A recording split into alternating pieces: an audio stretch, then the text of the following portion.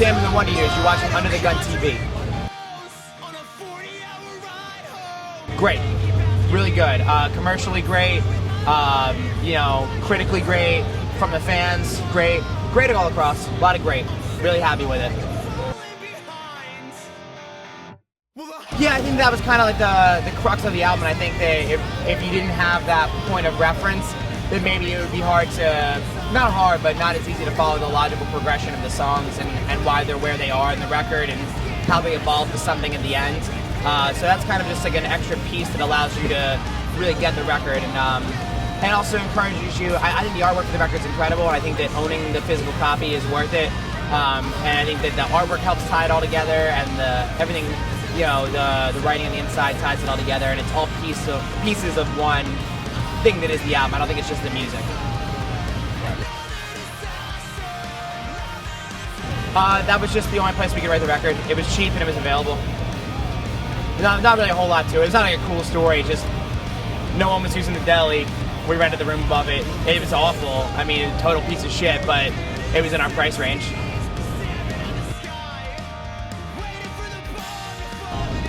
We love Laura Stevenson. I've really been a big fan of hers for a long time, and we know her manager, Chase Igliori, and I hit up Chase and just said, would Laura be able to sing on this song? I think it would sound really good, and she was very excited about it and knocked it out for us, so I love it.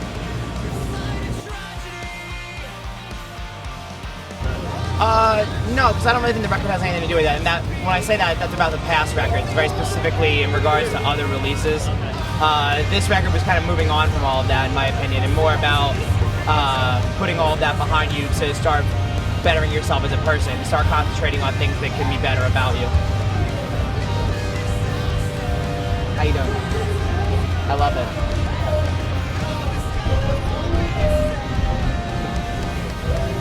Got it. Don't worry. No, don't worry about it. I got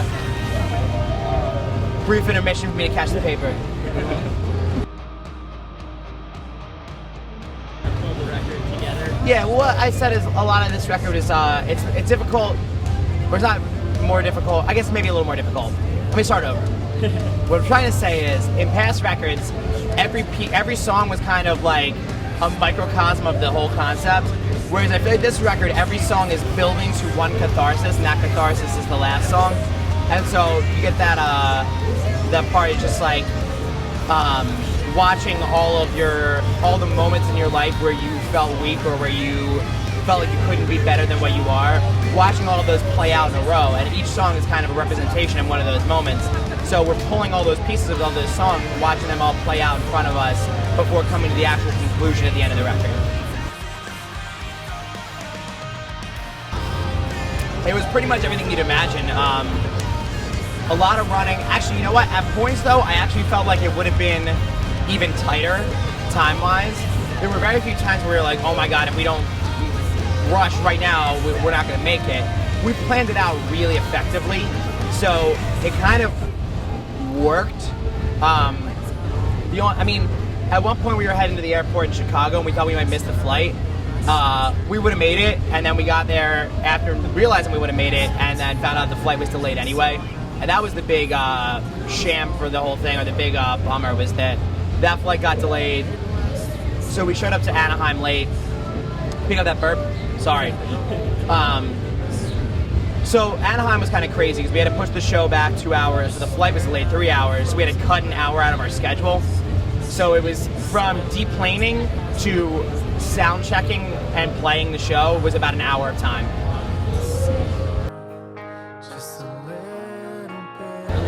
Yeah, John's been out here wrestling. Have you guys been having some fun so far? Any crazy Yeah, that's been the most fun thing is we've been doing that with Fuse, and we set up, we're big wrestling fans and so are the Swellers, so we set up a feud for Fuse TV, just like you'd see anywhere else. Anto played the heel, John played the babyface, and it's been great. They had 3 matches, one impromptu one to set off the feud, and then in Ventura we had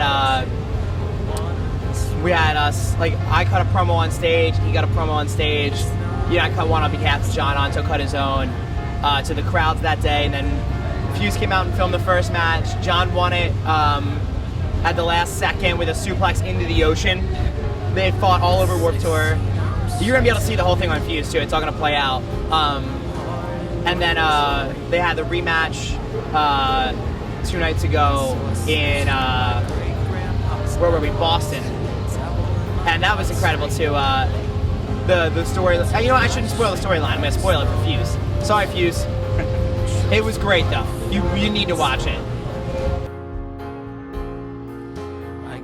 Duckman. Probably worst band ever. The more literal take, and I've said it before, I think it's an atypical love song. It's the realization that at this point in my life, most people around me are getting married and having kids, but my lifestyle doesn't allow for that. And so there's this kind of duality of I love what I do a whole lot, but at the same time, there's something else pushing against it that says, like, you know, it's time for a normal life. And I think the reprise, I was kind of hoping you'd stay, is like, hey, don't give up on me yet. Like, you know, I know that I can't do normal human existence things right now with this lifestyle I live, but someday I'll get there. That's kind of my interpretation of this song.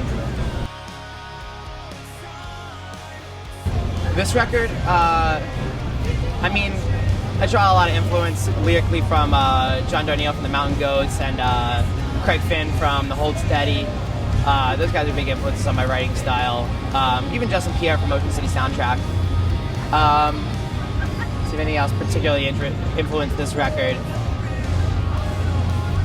I'm blanking off the top of my head right now, but I'm thinking about how long it has to be until I have to be at stage. Kind of got a lot of thoughts going on up here. I'm going to be late. Favorite part of being on Warped Tour right now? Probably the wrestling matches, honestly. Those have been the most fun thing. And Dave Summers. Yeah. What up, buddy? You're my favorite part about being on Warped Tour right now. You're my favorite part about being on Warped Tour right now. Summers TM Silverstein, he's the fucking man. Yeah, thanks for watching Under the Gun TV. I've been Dan from the Wonder Years.